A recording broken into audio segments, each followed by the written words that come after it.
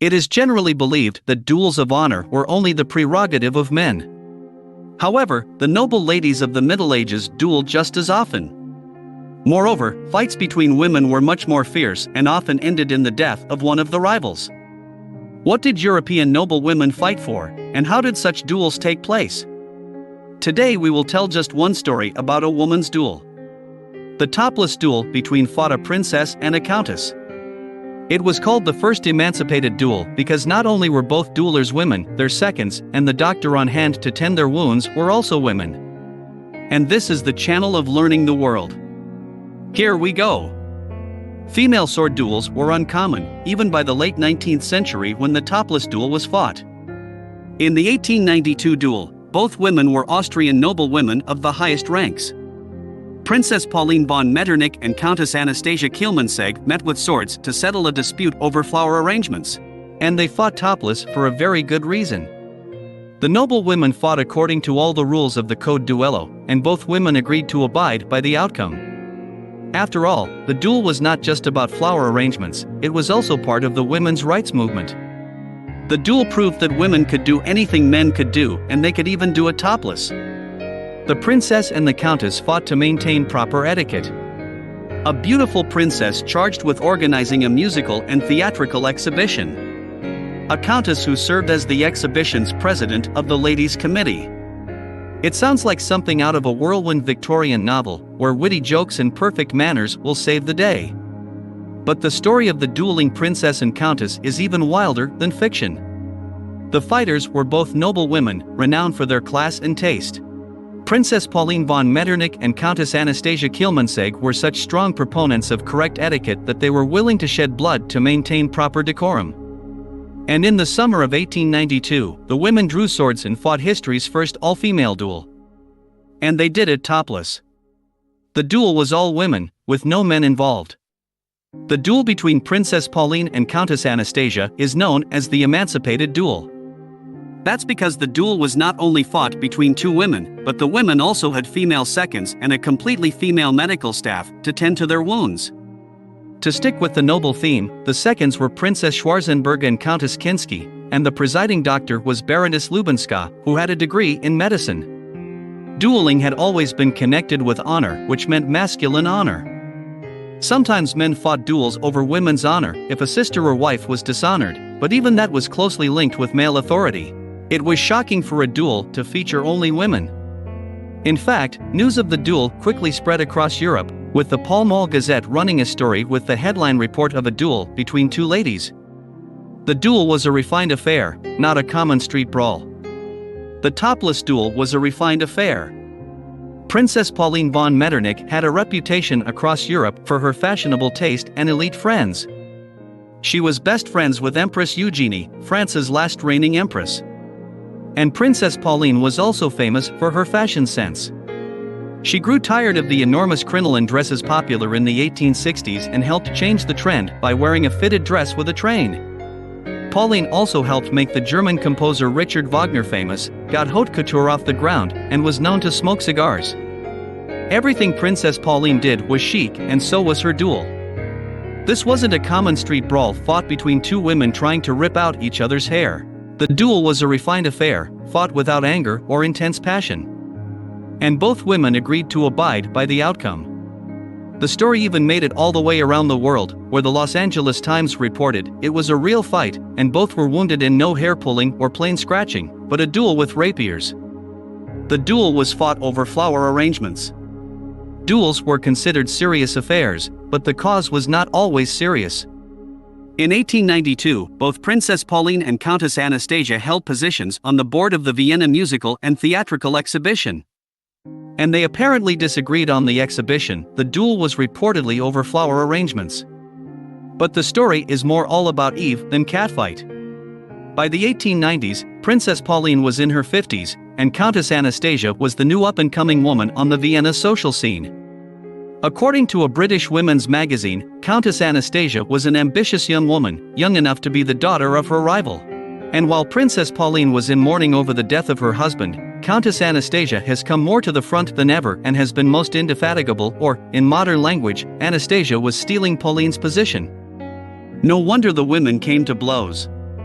The noble women chose to fight with rapiers, Europe's oldest dueling sword. The weapon of choice for the topless duel was a rapier. Rapiers were not battle weapons. In fact, the blade sides were almost edgeless, because rapiers were intended for quick stabs. As weapons expert John Clements says, rapiers are generally thin, light, fast, and well-balanced thrusting swords intended for unarmored single combat. The style of blade became popular in the 1500s, when Europe's courtiers carried rapiers in case they needed to duel or deal with a back-alley challenge. And in fact, the style went hand in hand with the rise of dueling. The noble women apparently thought they were perfect for a duel to first blood, where the point was to draw blood rather than cause significant harm. The duel was fought topless and for a good reason.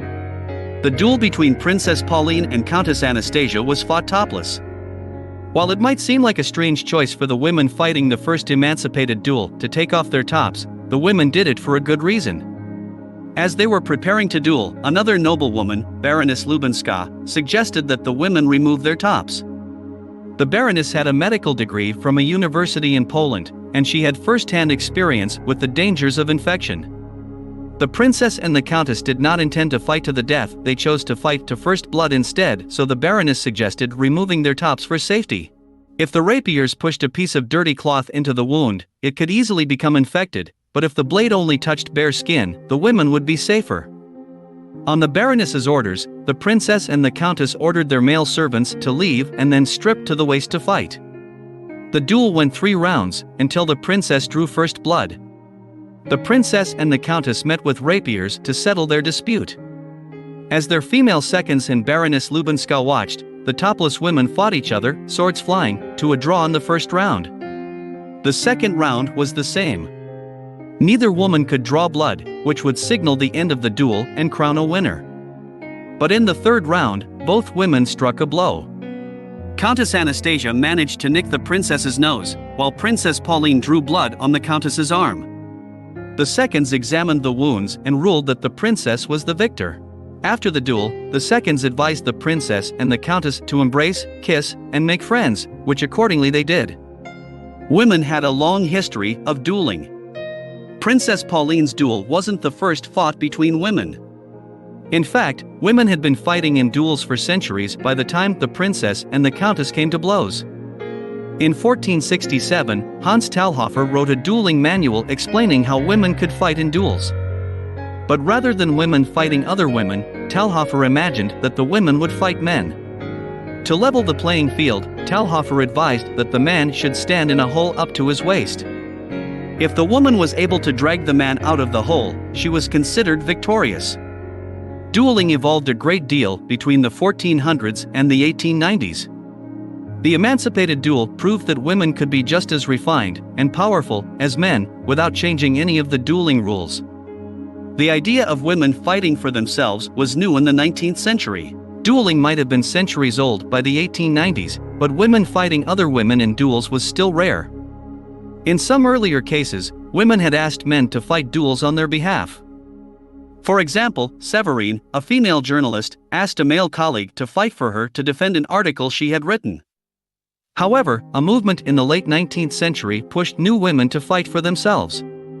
Giselle Diastock said that if a woman employed a male champion rather than taking up the sword herself, she was committing a deed of inferiority. The duel between the princess and countess was understood in those terms. The noble women did not need men to fight their battles, nor did they need male seconds. The emancipated duel struck a blow for women's rights. The late 1800s were a heavy time for women's rights in Europe, and the emancipated duel was understood through that lens. Across Europe, the women's suffrage movement demanded the right to vote, but this push for rights was seen as threatening to the old order. As Europe's most famous feminist, Mary Wollstonecraft, argued in A Vindication of the Rights of Women, "I do not wish women to have power over men, but over themselves." Many leaders of the women's right movement were well-off women, either from the aristocracy or the upper middle class. The duel's emancipated nature, using only women as seconds and for medical purposes, carried a strong message about women's capabilities. And yet the same message signaled a terrifying new reality to men of the old order who feared women taking control. The Baroness was a rare sight, and she was a female doctor. Female doctors were still very uncommon in the 1890s. Many places blocked women from attending medical school at all. Some women worked very hard to gain an education. A British Army surgeon named James Barry practiced medicine for over 40 years before it was revealed that Barry was actually Margaret in Bulkeley masquerading as a man. In fact, it wasn't until after World War I, when the shortage of doctors was particularly dangerous, that the majority of medical schools began admitting women. And Baroness Lubinska, the woman who oversaw the duel and tended to the fighters' wounds, wasn't just ahead of her time because she graduated from medical school. She was also an early supporter of germ theory, which argued that germs could cause deadly infections. The women traveled all the way to Liechtenstein for their duel. Dueling wasn't always legal. In fact, by the end of the 19th century, a number of countries had passed strict anti-dueling laws. Even at the beginning of the century, when Aaron Burr shot and killed Alexander Hamilton in a duel, Burr was charged with murder by New York and New Jersey. So the noble women knew they had to be careful about choosing the right location for their duel. As a result, they traveled from Austria to Vaduz, Liechtenstein, to hold their duel. Liechtenstein was an independent principality that had recently offered sanctuary to the Pope if he ever had to flee the Vatican. Perhaps the princess and the countess knew that the small territory would overlook an illegal duel by two Austrian noble women. The topless duel was fought at the end of the era of dueling. The topless duel was one of the last major duels in an era that stretched for centuries. The end of the dueling era was partially a response to the bloody wars of the 19th and early 20th centuries. As new battlefield technologies like machine guns and chemical weapons destroyed entire generations of young men, duels suddenly seemed wasteful. The decline of the aristocracy also changed the nature of dueling. As social position became more connected with wealth and less with honor or family name, men were less likely to challenge each other to duels. My dear viewers, if you liked the video, like it and do not forget to subscribe.